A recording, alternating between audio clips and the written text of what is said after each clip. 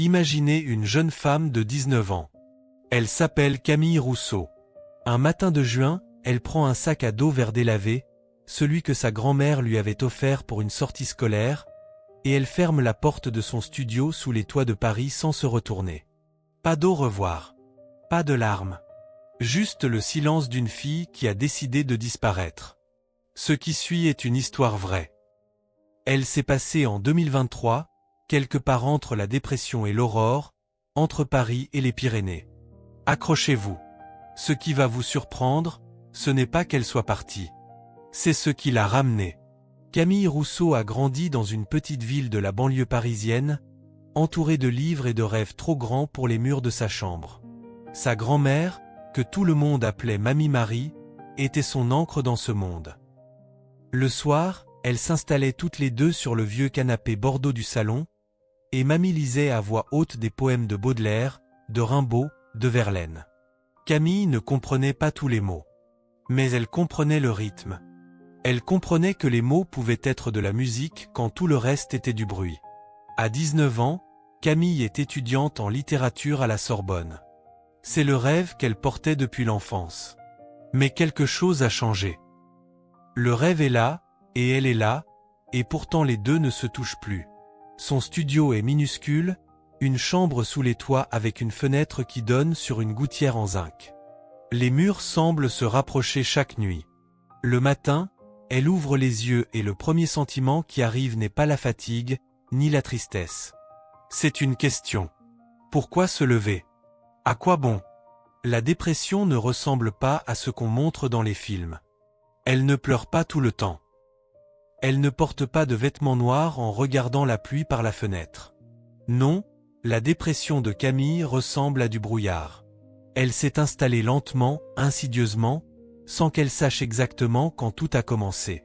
Peut-être avec la mort de Mamie, l'année précédente, en novembre 2021.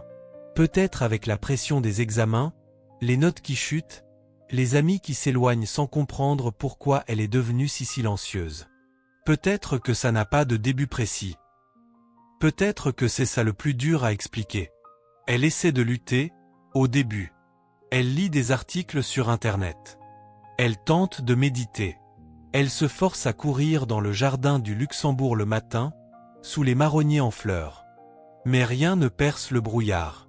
Les nuits sont les pires. L'insomnie la ronge, et quand le sommeil vient enfin, il est habité de cauchemars où elle tombe dans un puits sans fond. Elle se réveille épuisée d'un sommeil qui n'a rien réparé. Et la voix intérieure, celle qui ne se tait jamais, reprend son mantra, « Tu ne vaux rien. Tu es un fardeau pour tout le monde. Personne ne remarquerait si tu disparaissais. » Un jour, en cours de poésie contemporaine, le professeur lit un vers de Rimbaud à voix haute. « J'ai embrassé l'aube d'été. » Il s'arrête, il sourit, il dit que Rimbaud avait 17 ans quand il a écrit ça. 17 ans et il savait déjà que l'aurore est un cadeau que le monde offre tous les jours à ceux qui acceptent de le recevoir. Dans le fond de la salle, Camille baisse la tête. Ses épaules tremblent. Une larme coule en silence. Pour elle, l'aurore n'est pas un cadeau. C'est une sentence. Un rappel que la journée recommence. La nuit du 14 juin 2023 est particulièrement sombre. Camille est assise sur son lit. Sur la table de nuit, 2 plaquettes de médicaments. Elle les regarde longtemps. Puis elle les repousse du revers de la main. Elle tombe par terre. Ce n'est pas de la force. Ce n'est pas de la couardise non plus. C'est juste qu'elle ne voulait pas ça. Elle voulait disparaître, oui, mais doucement. Savapur. Comme la brume qui s'en va quand le soleil se lève. Les Pyrénées lui reviennent en mémoire. Elle y était allée enfant, en randonnée avec Mamie. Ces montagnes immenses, indifférentes à la souffrance humaine, lui semblent l'endroit idéal pour s'effacer. Elle prépare son sac en silence. Une tente légère. Quelques vêtements. Des barres de céréales. Une boussole. Un briquet. Pas de chargeur de téléphone. Pas de carte bancaire. Sur son cahier de poésie à couverture noire, elle écrit une seule phrase, « Je suis parti réfléchir ». Elle arrache la page. La pose sur l'oreiller. Et elle laisse la petite lampe de bureau allumée, celle que mamie lui avait donnée, comme si quelque chose en elle refusait de tout éteindre d'un coup. Le matin du 15 juin, à 5h42, elle prend un train pour Toulouse. Le quai est presque vide. Dans le wagon, une dame d'une 60aine d'années mange un croissant et lit un magazine de tricot. La normalité de cette scène est presque insupportable. Le train part. Paris disparate.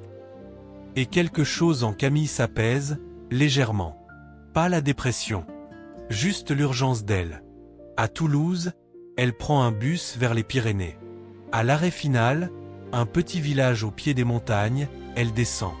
Devant elle, la terre, la roche, le pain, le silence. Elle ajuste les bretelles de son sac, lève les yeux vers les sommets, et commence à marcher. Les premiers kilomètres sont presque légers. L'air est différent ici. Plus pur, plus réel. Elle s'arrête, remplit ses poumons avec une envie qu'elle n'a plus ressentie depuis des mois, et souffle lentement. Elle suit des sentiers au hasard, s'éloigne des zones touristiques, monte. La forêt de pins l'accueille. Les ruisseaux chantent. Le ciel est d'un bleu cristallin. Et pour la première fois depuis longtemps, le brouillard intérieur est moins dense. Pas absent, mais moins épais. Le soir, elle monte sa tente dans une clairière isolée. Seule, enfin. Le silence est assourdissant dans le bon sens. Pas de notification. Pas de voix humaine. Juste le vent dans les arbres. Elle s'allonge sur son sac de couchage, ferme les yeux. C'est ici que ça se termine, pense-t-elle. La nature fera le reste. Elle imagine son corps qui se fond dans la terre, qui redevient poussière. Pas de douleur. Juste l'oubli. Mais le sommeil ne vient pas. Son estomac gronde. Son corps réclame. Traître, pense-t-elle. Pourquoi tu ne me laisses pas partir ? Les jours suivants se fondent dans un brouillard de marche et de repos. Elle boit l'eau des sources, cueille des baies qu'elle reconnaît vaguement. Elle ne mange pas assez. Elle ne se protège pas du froid comme elle devrait. Quelque chose dans sa tête continue de murmurer, laisse venir l'hypothermie.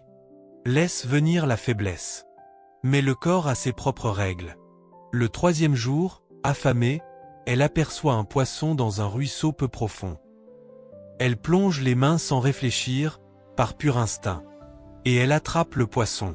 Elle le mange cru, sans sel, sans cérémonie. Elle fait une grimace. Et puis, presque malgré elle, elle se dit « C'est la première fois depuis des mois que je fais quelque chose qui marche ». Le 4e jour, une tempête éclate. La pluie tombe à l'horizontale. Camille cherche à allumer un feu avec des allumettes humides. Première tentative. Rien. 2e. Rien. 3e, 4e, 5e. Rien. À la 10e tentative, une flamme minuscule. Elle la protège avec ses 2 mains en coupe, souffle doucement.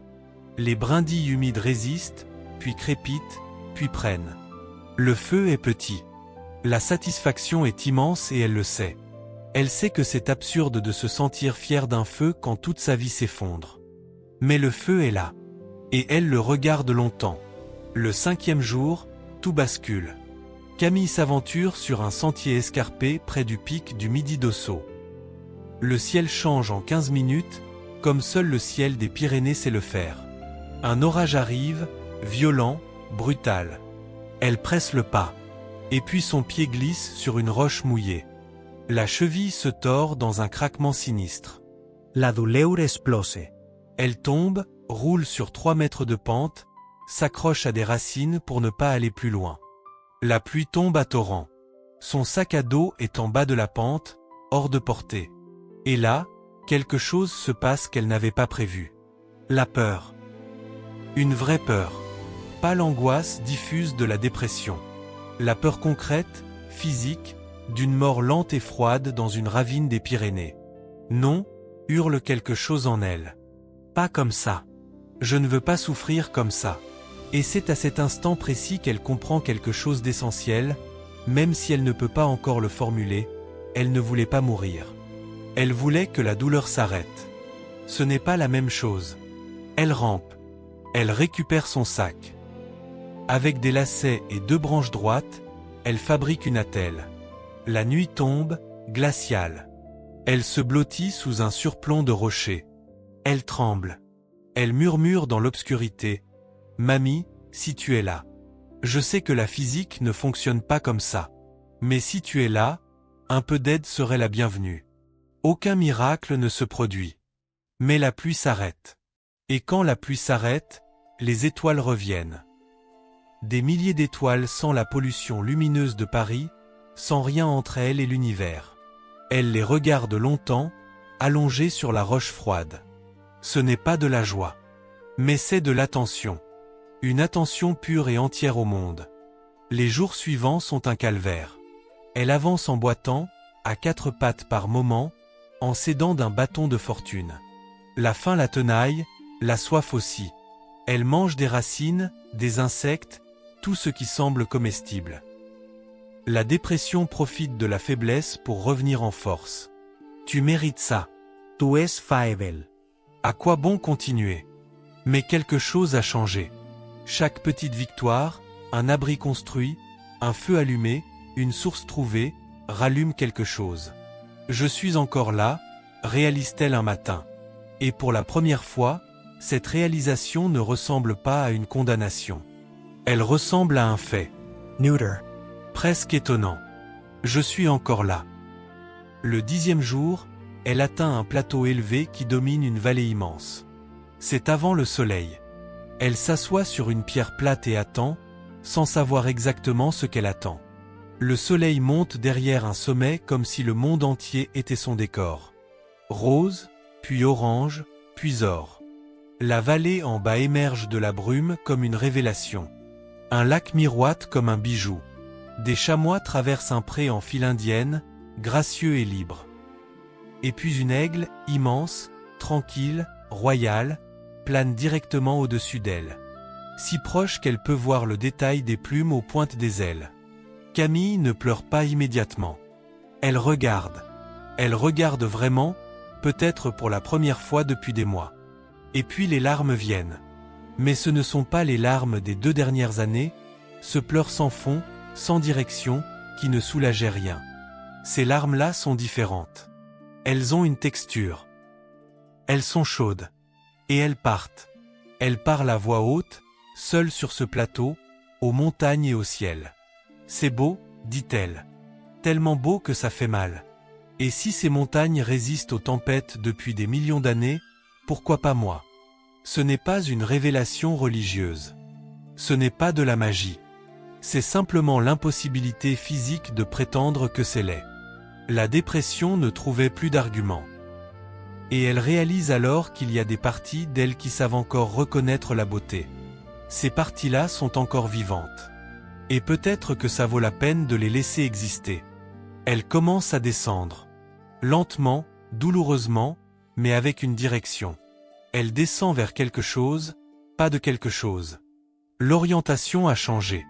En chemin, elle ramasse des herbes que sa grand-mère lui avait appris à reconnaître autrefois, des feuilles qui servent à faire une infusion. Elle les prépare dans une boîte de conserve rouillée trouvée dans un campement abandonné. Le goût est amer et familier. Elle ferme les yeux en buvant. Mamie. Le 13e jour, elle aperçoit un refuge de montagne au loin. 2 randonneurs préparent leurs affaires devant l'entrée. Ils la voient arriver de loin, cette silhouette boiteuse qui descend du plateau avec un bâton de bois. Ils s'avancent vers elle. Elle s'arrête à quelques mètres. Et puis elle dit quelque chose qu'elle n'a jamais dit de sa vie avec ces mots-là, dans cet ordre-là, sans préambule et sans s'excuser d'avance. Elle dit « Vous pouvez m'aider, s'il vous plaît ?» 13 jours dans les Pyrénées pour apprendre à prononcer ces 6 mots. Les secours arrivent. L'hélicoptère la soulève du pré devant le refuge. Les montagnes rapetissent. Le pic du Midi d'Ossau, celui qui a failli l'engloutir, devient un détail dans un paysage plus grand. Le médecin à bord note. Fracture de la cheville, deshydration sévère, dénutrition modérée, hypothermie légère. Vous avez eu beaucoup de chance, dit-il. Elle ne répond pas.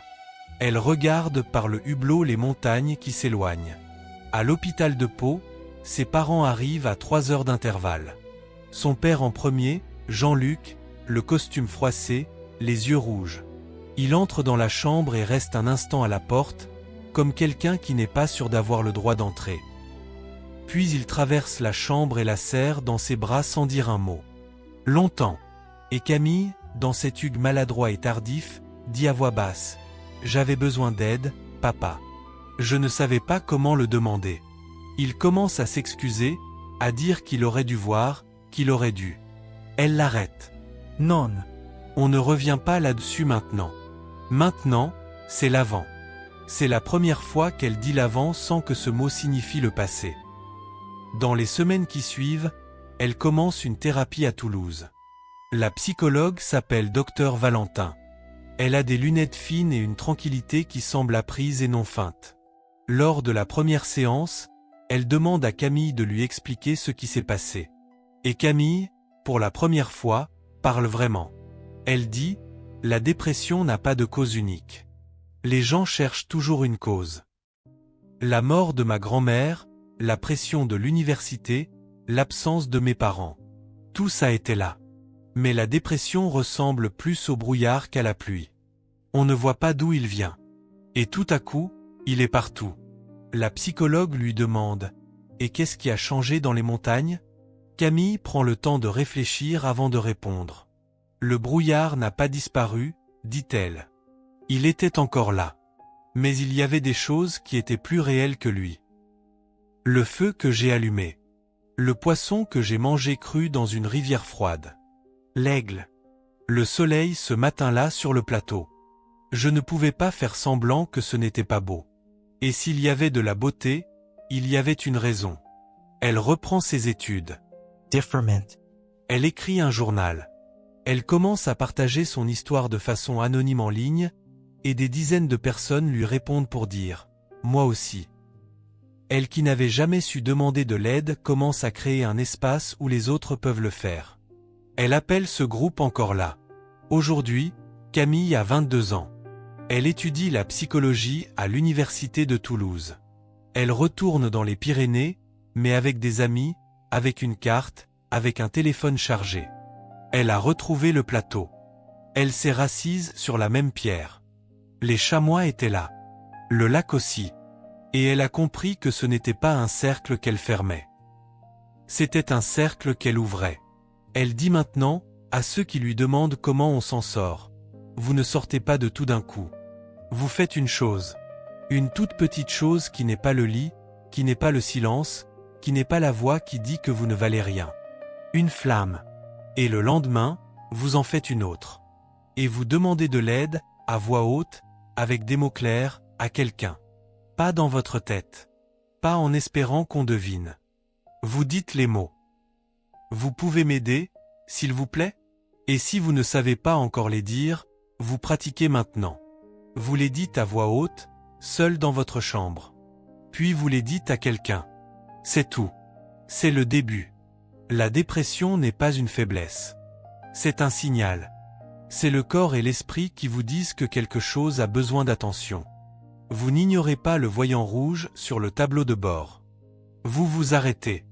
Vous regardez ce qui se passe. Et vous demandez de l'aide. Camille l'a appris dans les montagnes, à travers 13 jours de froid et de faim et de douleur et de beauté absolue.